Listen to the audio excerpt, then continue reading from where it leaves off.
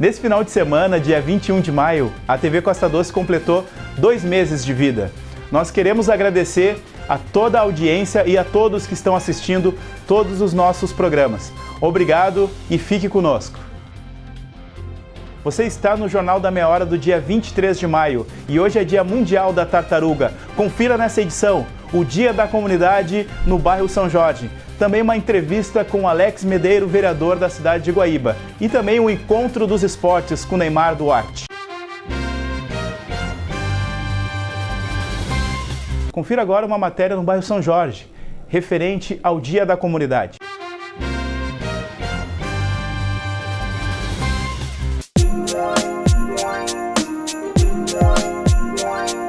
Qual é a arte que tu fez aí pra gurizada aqui da Vila IP? Então, cara, aqui a gente teve um processo de usar um pouco do esporte, né, com a galera. Como a gente tem uma quadra aqui próximo, né, e a escola e frequenta muita criança também, né, a ideia foi trabalhar, usar um goleiro, né, porque eu acho que até isso representa até na vida das pessoas, né, no caso.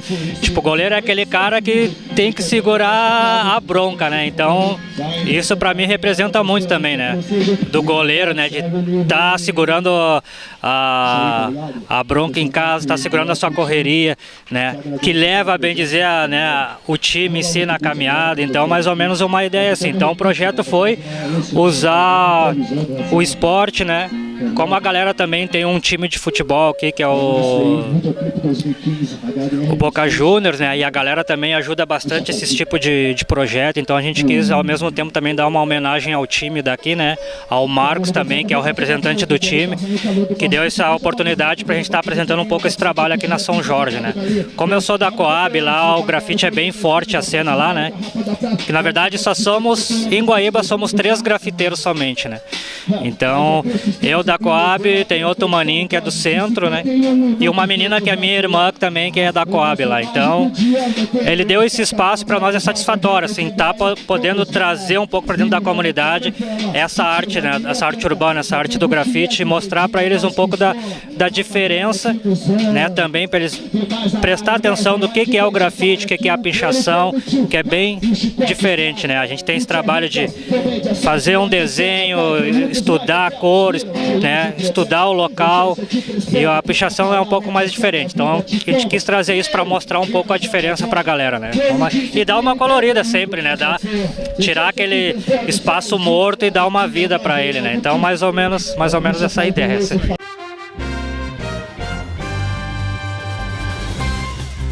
Pensou habilitação? Lembrou CFC Nunes, empresa credenciada pelo Detran RS. Há 24 anos trabalhando na formação de condutores em Guaíba. Primeira habilitação, carro e moto. Adição de categoria A ou B. Mudança de categoria D. Habilitação internacional P e D. Renovação de CNH. Segunda via e reciclagem. Contamos com veículos novos, pista de moto coberta e simuladores à disposição. Parcelamos sua habilitação em até 24 vezes.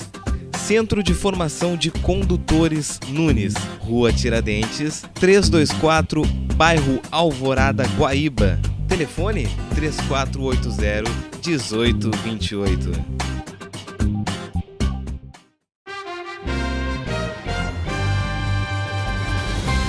Acompanhe a entrevista de Alex Medeiros, que ingressou com requerimento sobre a saúde pública da cidade de Guaíba.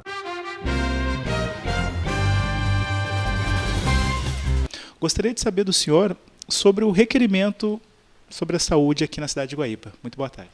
Boa tarde, Eduardo. Boa tarde, Evandro. Boa tarde ao povo guaibense. Boa tarde ao nosso diretor lá da TV Costa Doce, Jorge.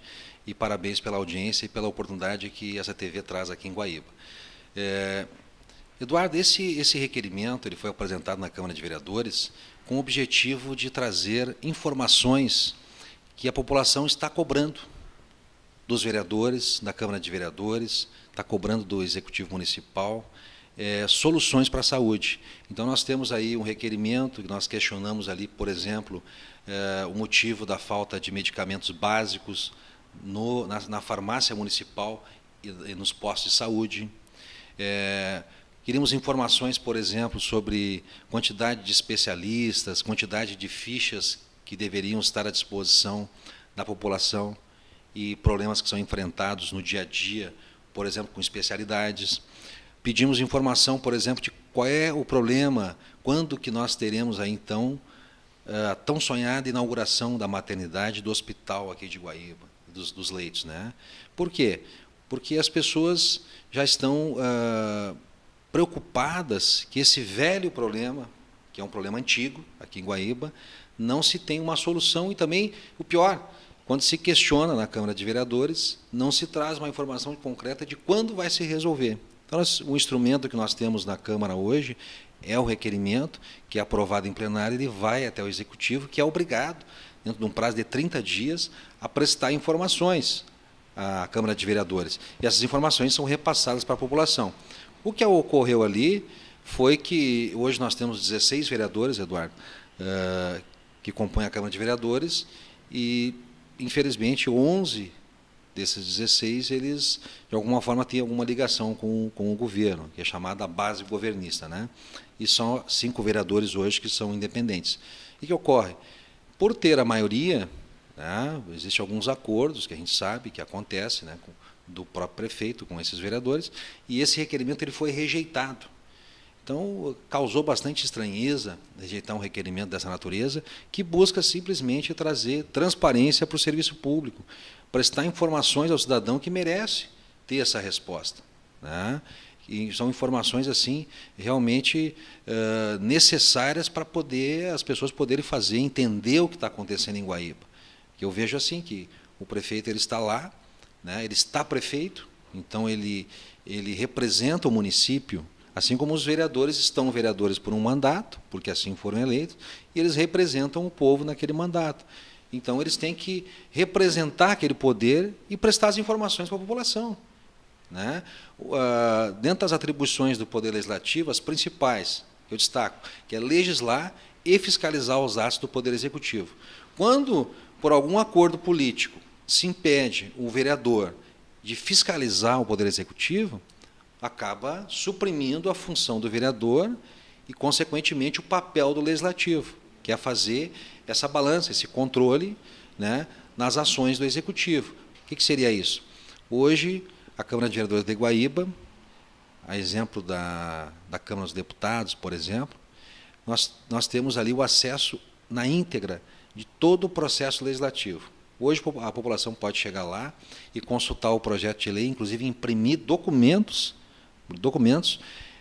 na íntegra, desde o início do projeto de lei, quando ele é protocolado na Câmara, até a lei aprovada. Então, ele consegue acompanhar tudo. A votação ela é toda eletrônica, existe um painel eletrônico lá. A votação antes ela era simbólica. Por exemplo, o presidente tinha que verificar quem estava sentado, quem estava de pé. Um método, né, muito ultrapassado. Hoje, os vereadores eles votam através do tablet, eles acessam eletronicamente os projetos, implementamos a ferramenta de acesso à informação, que muitas câmaras de vereadores no Estado e no Brasil não têm. Nós implementamos. Hoje, qualquer cidadão pode chegar ali, fazer um cadastro muito simples, com CPF e e-mail e data de nascimento, e ele consegue solicitar qualquer informação pública ou documento público que tem que ser remetido digitalmente para o seu e-mail em 10 dias. Então, é um avanço, né? Então, se destaca que hoje também as sessões elas são gravadas, transmitidas ao vivo. Nós melhoramos essa ferramenta na época, são transmitidas ao vivo, ocorre toda terça-feira, a partir das 18 horas até as 22. E também ficam disponíveis no canal do YouTube. Então, as pessoas também podem acessar lá. Não conseguiram acessar ao vivo, então elas podem acessar depois no YouTube as sessões da Câmara de Guaíba e verificar, poder acompanhar o que está sendo discutido, o que o seu vereador, aquela pessoa que você confiou, está fazendo, né? O que realmente ele está propondo? Ele está atendendo ao seu interesse? Então, você vai lá, você consegue acessar. Eu acho que isso, sim, é caminhar a essa questão da transparência, que cada vez nós temos que buscar mais isso. Hoje em dia, as pessoas precisam acessar o poder público e saber o que está sendo feito dos seus impostos, o que está sendo discutido na sua cidade. Em Em abril, a Renault tem condições de verdade para você sair de carro zero. É carro de verdade com taxa zero em até 36 vezes. Sandero completo, só R$ 36.990 com taxa zero em 30 vezes. Isso mesmo, o espaço interno e a tecnologia do Sandero com parcelas de 473. E Duster 1.6 completo a partir de R$ 61.990 com taxa zero em 36 vezes. É carro de verdade, com condição de verdade. Aproveite!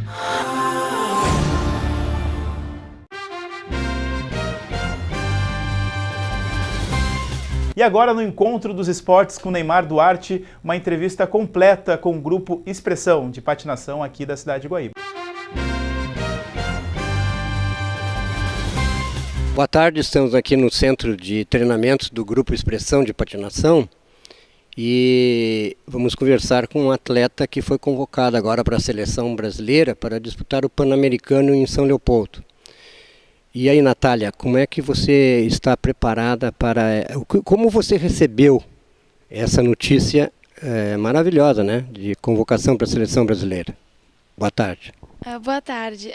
Bom, para mim foi uma notícia muito gratificante, obviamente, porque a gente percebe que todo o esforço que a gente tem durante os treinos, durante o ano, é recompensado com esse tipo de resultado. Então, foi uma sensação muito boa, tipo assim como nos outros anos que eu também já havia sido convocada para a seleção brasileira, para o Sul-Americano, para o Campeonato Mundial ano passado, que eu representei o Brasil no minigrupo.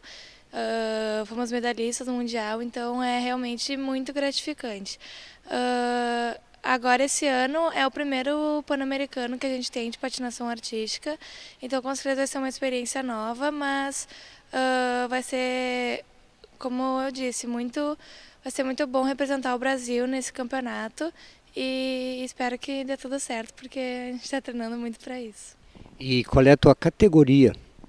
A minha categoria é o livre individual juvenil, que é...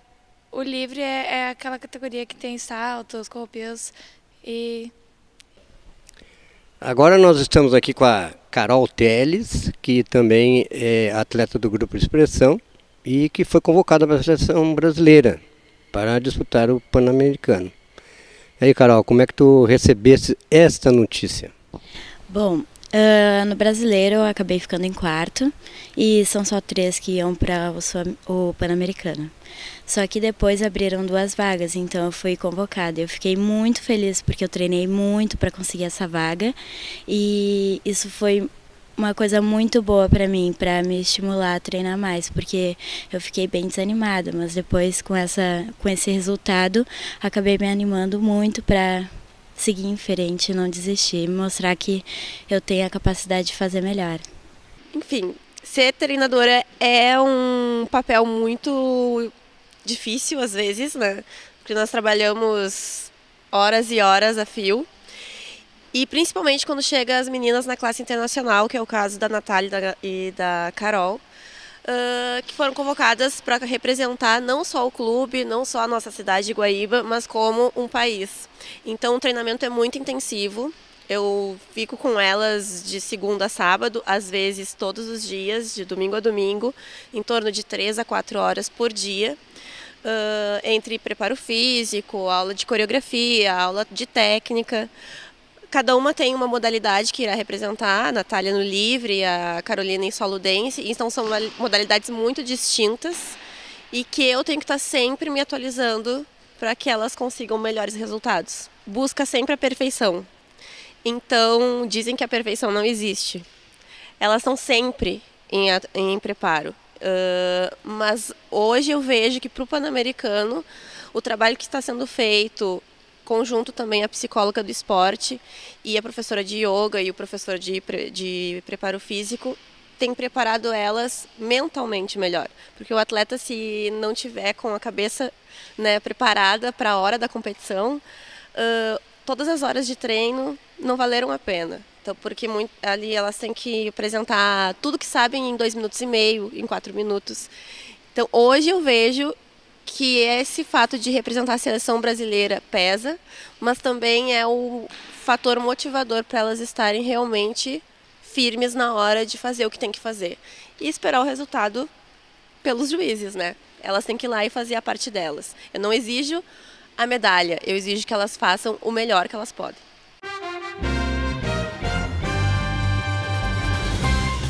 Desde que iniciou o projeto Guaíba 2, a Celulose Rio-Grandense já gerou 9.000 empregos diretos, além de 14.000 indiretos que movimentaram a economia de 59 municípios. As contratações resultaram em mão de obra qualificada, serviços e recursos necessários ao desenvolvimento da nova planta. Hoje, segundo estimativas da Fundação Getúlio Vargas, o impacto da celulose rio-grandense na economia gaúcha está estimado em 1,1% do PIB. Celulose Rio-Grandense. Compromisso com o Rio Grande é a nossa marca.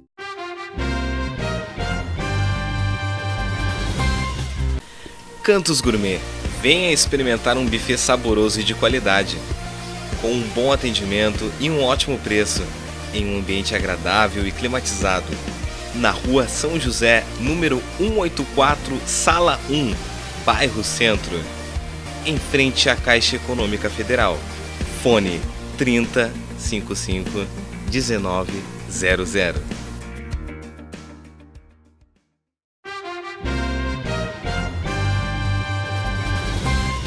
Voltaremos amanhã com mais um Jornal da Meia Hora, com matérias exclusivas para você. Porque Guaíba e região tem uma TV na web. Estamos funcionando.